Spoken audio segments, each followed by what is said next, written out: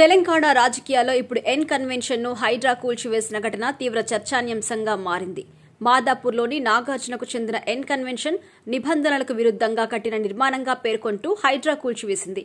దీనిపై హైకోర్టుకు వెళ్లిన ఎన్ కన్వెన్షన్ యాజమాన్యం స్టే తెచ్చుకుంది. ఇక ఈ విషయంపై తాజాగా స్పందించిన నాగార్జున అభిమానులకు, ప్రజలకు ఒక విజ్ఞప్తి కూడా చేశారు. ఇందులో భాగంగానే ఎన్ కన్వెన్షన్ కి సంబంధించి వస్తున్న వార్తల్లో వాస్తవాల కంటే ఊహాగానాలు ఎక్కువగా వినిపిస్తున్నాయి అన్నారు. పట్టా భూమిలోనే కన్వెన్షన్ నిర్మించామని, ఒక్క సెంటు కూడా ఆక్రమించలేదు అని పునరుద్ఘాటించారు.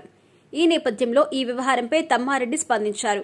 అవును, హైదరాబాద్లో అక్రమ నిర్మాణాలపై తెలంగాణ ప్రభుత్వం సీరియస్ గా రియాక్ట్ అవుతూ ఉండడం, ఆ నిర్మాణాలపై హైడ్రా విరుచుకుపడుతుండడం, ఈ నేపథ్యంలో నాగార్జునకు చెందిన ఎన్ కన్వెన్షన్ కూల్చివేత, ఈలోపు హైకోర్టు మధ్యంతర ఉత్తర్వులు మొదలైన అంశాలు హాట్ టాపిక్స్ గా మారిన వేళ తమ్మారెడ్డి భరద్వాజ స్పందించారు. ఈ సందర్భంగా ఆయన కీలక వ్యాఖ్యలు చేశారు.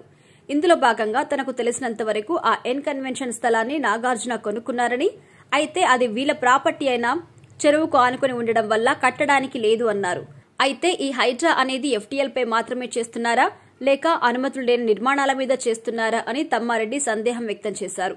ఈ సందర్భంగా ఇటీవల చిత్రపురి కాలనీలో అనుమతులు లేవు అని 6 ఇళ్లు కూల్చారని, ఖానాపూర్లో సుమారు 60 ఇళ్లు కూల్చారని, వాటికి ఎఫ్టీఎల్ కు కారణంగా చూపించారు అని తెలిపారు. ఎఫ్టీఎల్ కారణంగా ఈ కూల్చివేత సాగితే మోకిళ్ల వైపు ఉన్న నిర్మాణాలు కొట్టుకుంటూ పోతే మంత్రులు, ఎమ్మెల్యేలు, మాజీ సీఎం అమ్మాయి, అబ్బాయి వీళ్ళందరివి చాలా వస్తాయన్నారు. ఇక సిటీలోని అనుమతులు లేని ఇళ్ల విషయానికొస్తే హైదరాబాద్ లో సుమారు 50% పోతాయని తమ్మారెడ్డి భరద్వాజ సంచలన వ్యాఖ్యలు చేశారు. హైదరాబాద్ లో స్లమ్ అన్ని కబ్జాలే అని, చెరువుల్ని పూర్తిగా పూర్తి చేసినవి ఉన్నాయని చెబుతూ ఎల్లారెడ్డిగూడ చెరువు, యూసఫ్గూడ చెరువుల్ని గుర్తు చేశారు తమ్మారెడ్డి భరద్వాజ. ఇక ఇదే క్రమంలో అసలు ఈ యూసఫ్గూడ చెరువు, ఎల్లారెడ్డిగూడ చెరువు అనేవి తన చిన్నప్పుడు ఉండేవని, ఇప్పుడు అసలు అవి కనిపించకుండా పోయాయని తెలిపారు. అందులో ఒక చెరువులో సగం కృష్ణకాంత్ పార్క్, మిగిలింది దానికి ఆపోజిట్ రోడ్లో ఉన్న కాలనీ వెలిసాయి అన్నారు. సారథి స్టూడియో వెనుక ఉన్న చెరువు స్థానంలో మొత్తం ఇల్లులు వచ్చాయని తెలిపారు. ఈ నేపథ్యంలో వర్షాలు వచ్చినప్పుడు తమ ఇళ్లలోకి నీళ్లు వచ్చేస్తున్నాయని, మున్సిపల్ అధికారులు పట్టించుకోవడం లేదు అని చెప్పే ఇల్లు అన్ని ఇల్లీగల్ కన్స్ట్రక్షన్సే అంటూ తమ్మారెడ్డి బాంబు పేల్చారు. ఇలా చూసుకుంటూ పోతే 50% హైదరాబాద్ పోతుందని, అంటే అన్ని ఓట్లు పోతాయని భరద్వాజ తెలిపారు.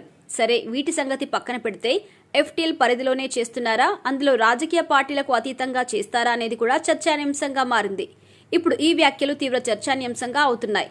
ఈ సమయంలో ముందు కాంగ్రెస్ పార్టీ వాళ్ళ అక్రమ నిర్మాణాలు కూల్చి తర్వాత తమ వద్దకు రండి అంటూ కేటీఆర్ వ్యాఖ్యానించారని, అది కూడా సరైంది కాదని, ఎవ్వరూ నిబంధనలకు విరుద్దంగా నిర్మాణాలు చేపట్టినా కూల్చేయాల్సిందే అని, అంటే బాగుండేదని అభిప్రాయపడ్డారు తమ్మారెడ్డి భరద్వాజ.